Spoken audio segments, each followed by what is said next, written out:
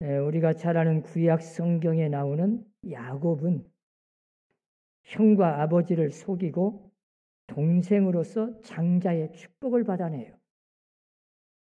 그것 때문에 형의 노여움을 사가지고 결국 외갓집 하란으로 도망을 갑니다. 그리고 무려 20년 동안을 거기에 있는 외삼촌 댁에서 살면서 자기가 사랑하는 여인과 결혼도 하고 자식도 낳고 열심히 살아서 부자가 돼요.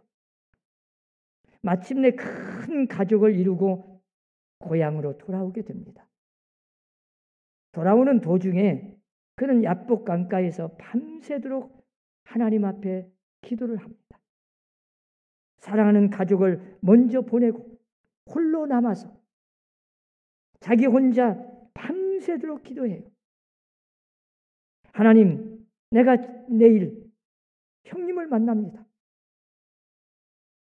지금 형님이 장정 400명을 거느리고 나를 죽이겠다고 쫓아오고 있습니다.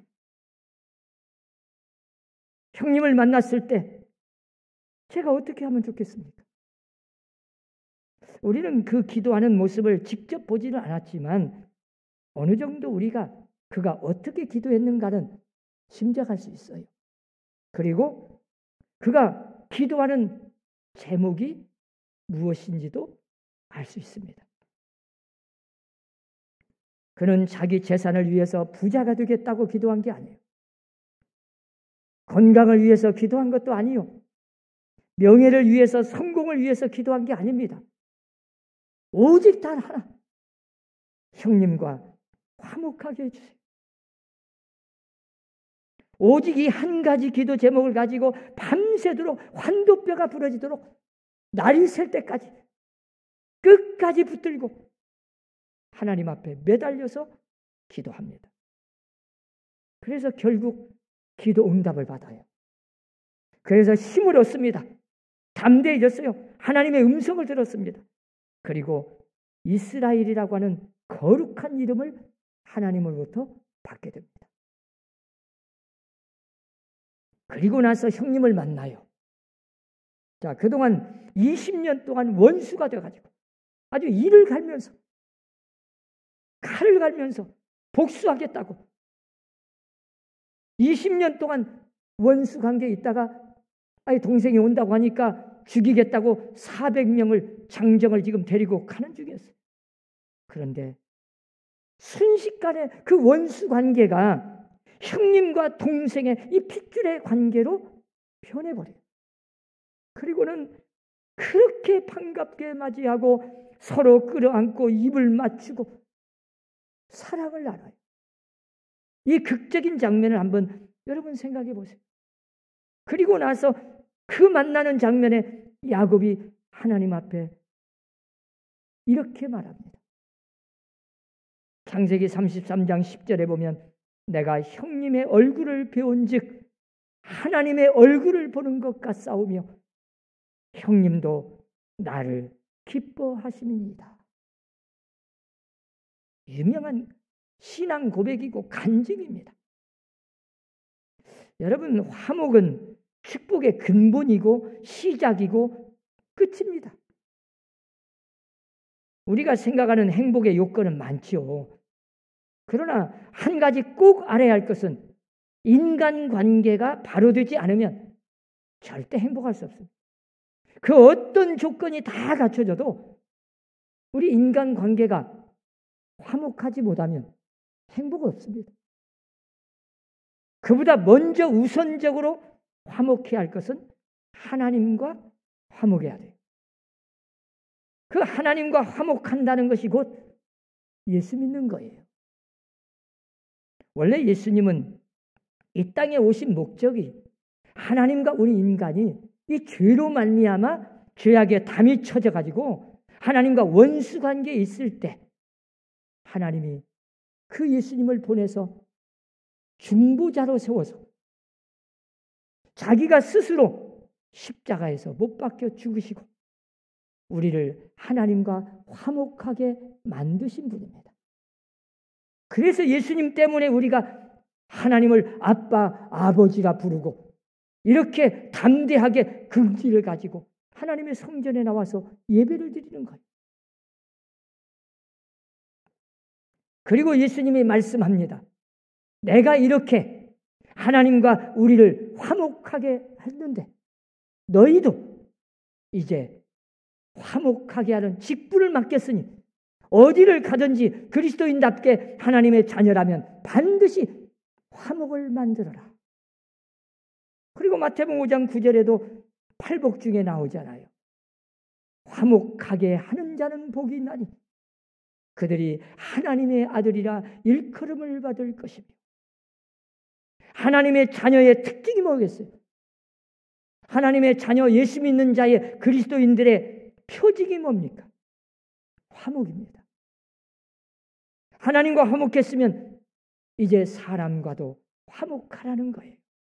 그걸 예수님은 이 땅에 33년 동안 계속 사시면서 우리에게 본을 보이셨어요. 직접 제자들의 발을 씻으면서도 이렇게 해야만 화목이 이루어진다고 가르쳐 주셨어요. 그리고 마지막 부활하셔가지고 우리에게 부탁하셨어요. 화목하라고.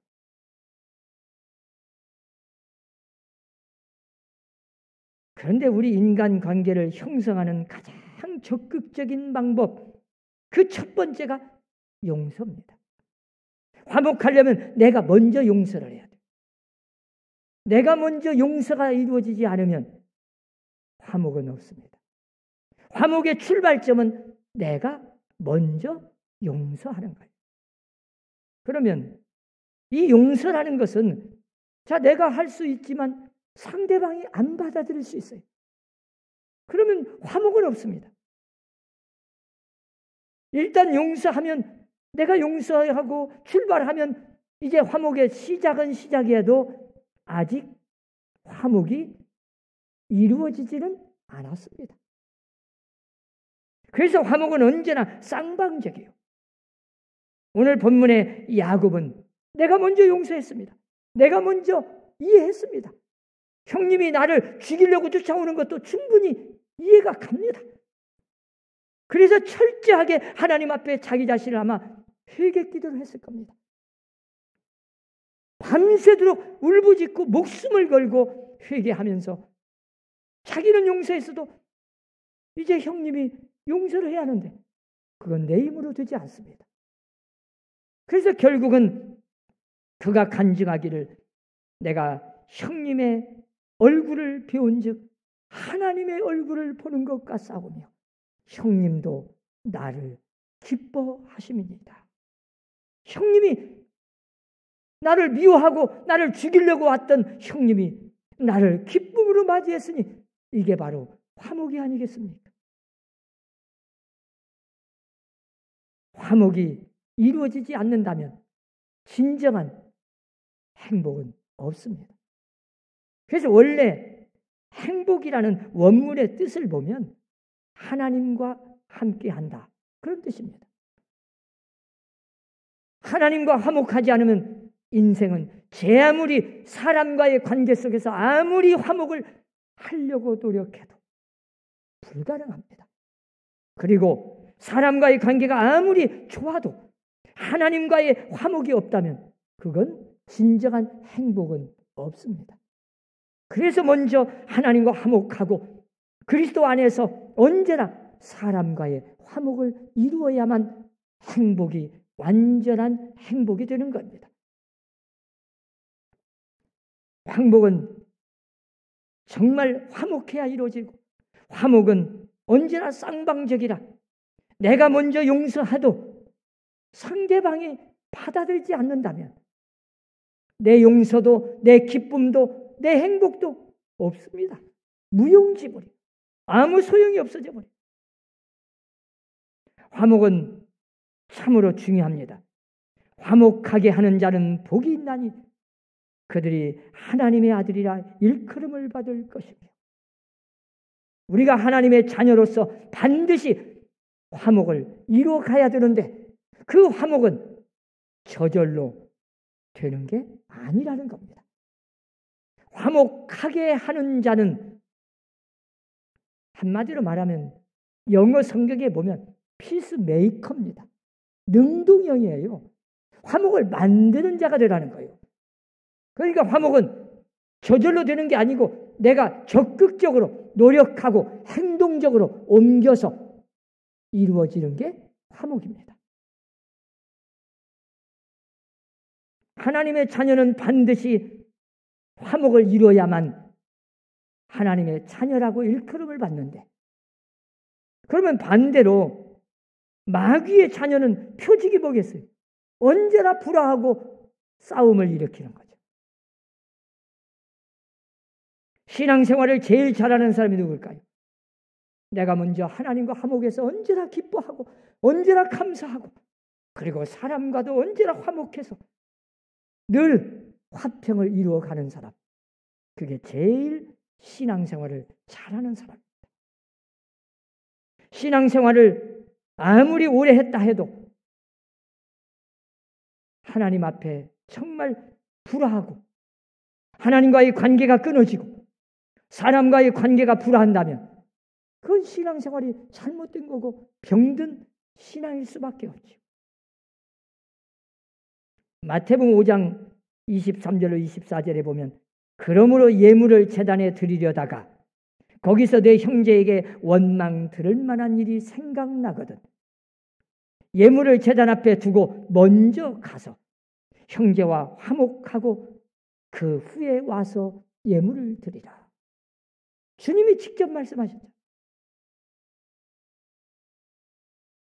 히브리서 12장 14절에도 모든 사람으로 더불어 화평함과 거룩함을 쫓으라. 이것이 없이는 아무도 주를 보지 못하리라. 여러분, 우리가 아무리 기도해도 화목이 없이는 응답 없습니다. 아무리 우리가 예배를 드린다 해도 하나님과 화목함이 없이 어떻게 예배가 상달되겠습니까?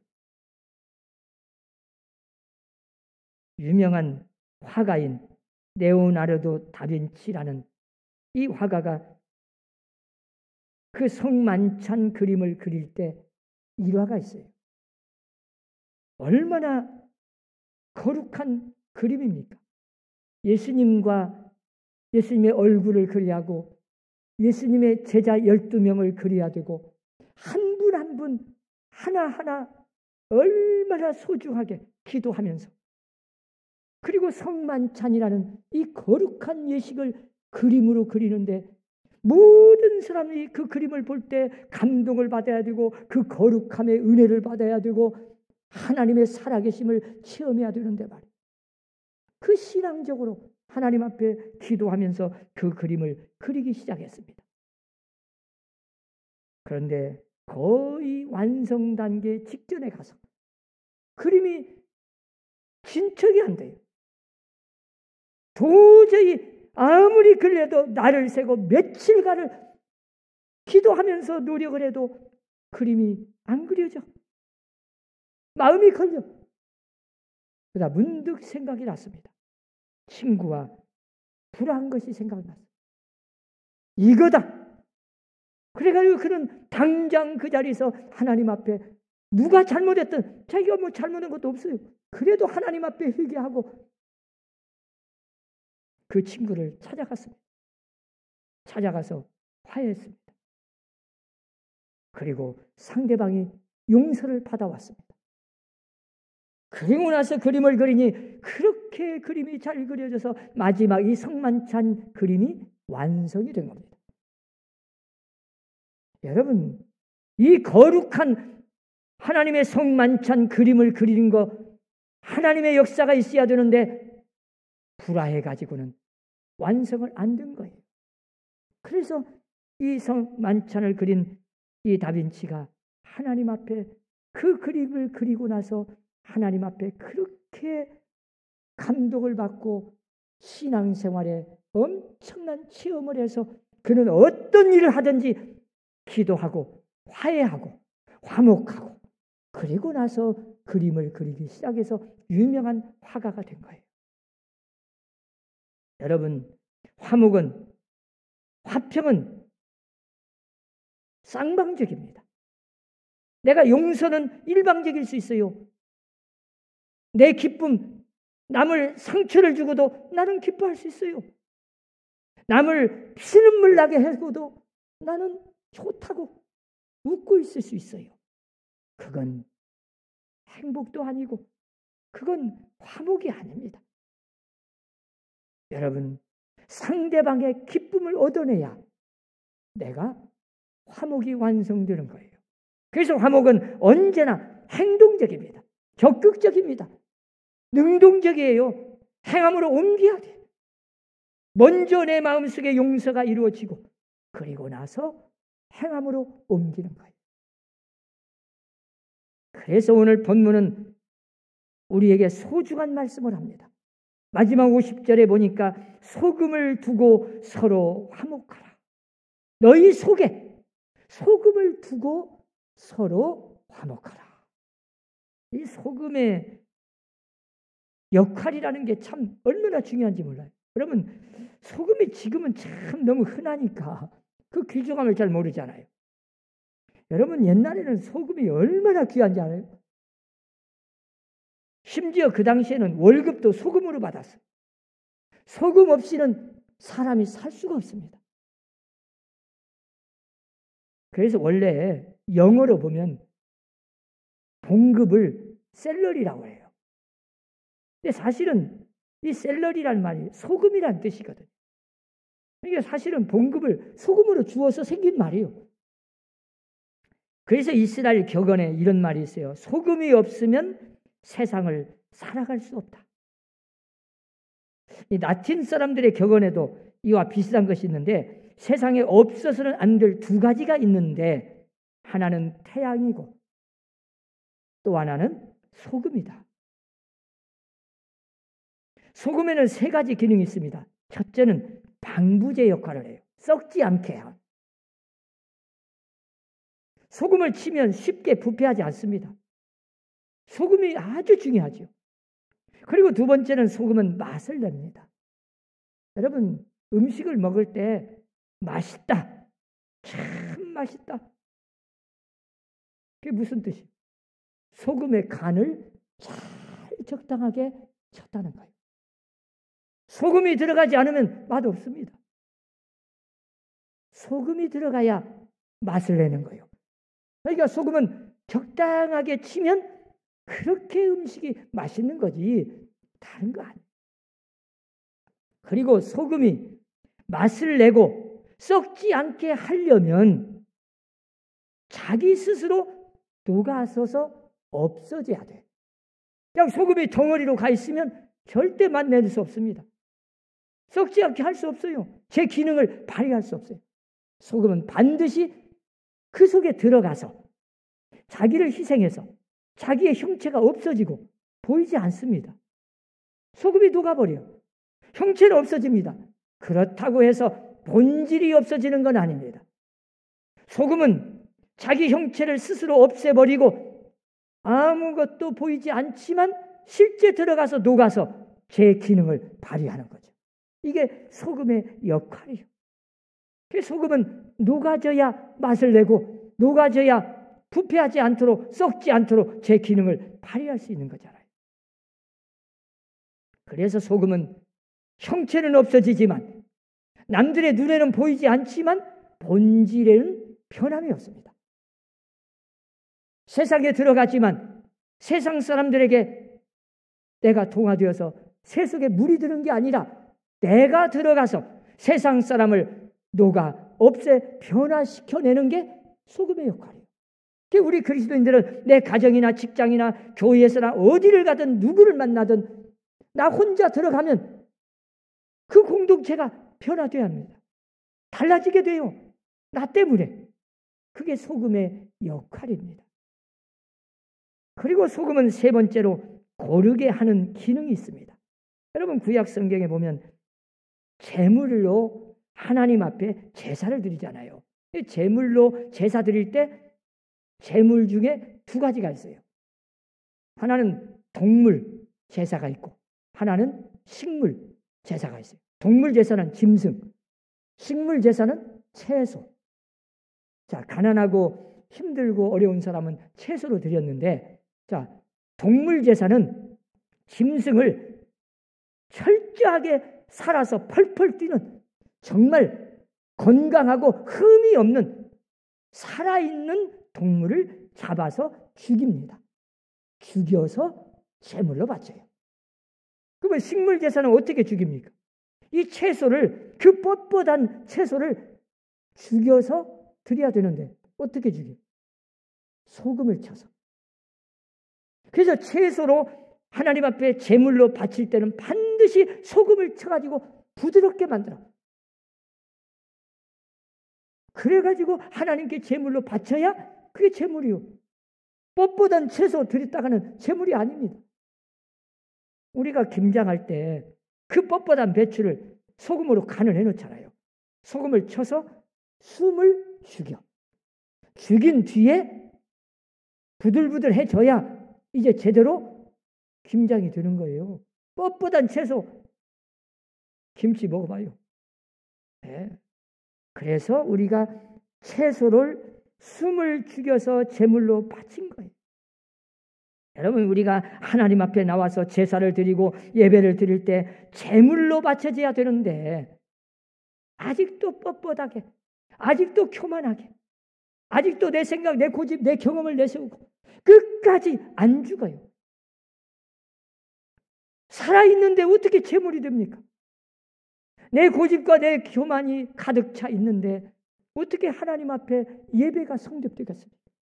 어떻게 기도가 상달되겠습니까? 그동안 우리가 예배드리고 기도한다 해도 제물로 바쳐지지를 못했어요. 이제 우리 사람교회 성도들은 철저하게 내가 내 속에다 소금을 두고 나를 죽여서 내 형체가 없어지고 그러나 본질은 그대로 있듯이 하나님 앞에 죽어서 제물로 바쳐지는 여러분들이 되어서 예배가 하나님께 상달되고 기도가 하나님 앞에 상달되는 여러분들의 신앙이 되시기를 주의 이름으로 축원합니다. 그래서 고린도후서 5장 18절로 19절에 보면 그가 그리스도로 말미암아 우리를 자기와 화목하게 하시고 또 우리에게 화목하게 하는 직분을 주셨으니 곧 하나님께서 그리스도 안에 계시사 세상을 자기와 화목하게 하시며 그들의 죄를 그들에게 돌리지 아니하시고 화목하게 하는 말씀을 우리에게 부탁하셨느니라. 이제 우리는 하나님과 우리를 그리스도께서 화목하게 하시고 우리에게 화목하게 하는 직분을 주셨습니다. 이제 우리 그리스도인들은 세상에 나가서 가정이나 직장이나 교회 안에서도 언제나 이 화목하게 하는 직분을 받아서 살아가는 겁니다. 그런데 중요한 것이 있어요. 누구나 화목을 원합니다. 화평을 바랍니다. 화목을 누구나 입술로 잘 말합니다. 그런데 왜 화목이 안 이루어집니까? 왜 불화가 생깁니까? 왜 화목하지 못합니까? 딱 하나입니다. 성경에서 말하는 주님께서 우리에게 부탁한 이 화목은 최우선입니다. 가장 먼저입니다. 교회도 화목이 먼저 있어야 교회가 부흥되는 거예요. 천하 없이 전도하고 아무리 기도를 해도 화목 없이 화평이 없는데 교회가 부흥되겠습니까? 여러분의 가정이 화목하지 못하는데 천하 없이 노력해서 돈을 벌고 아무리 출세하고 건강한들 무슨 행복이 있겠습니까? 화목이 최우선이다. 가장 먼저 화목하고 내가 먼저 용서하고 내가 먼저 손해보고 내가 먼저 화해하고 한 번 더 찾아가고 한 번 더 이해하고 한 번 더 손해보고 그리고 나서 화목이 이루어지는 겁니다. 사랑하는 성도 여러분, 이제 우리는 주님께서 말씀하시는 화목하게 하는 이 직분을 어디에 가든지 화목을 이루어서 그 직분을 잘 감당해서 하나님께는 영광을 돌리고 여러분은 복을 받고 행복한 신앙생활이 되시기를 주의 이름으로 축원합니다. 기도합시다.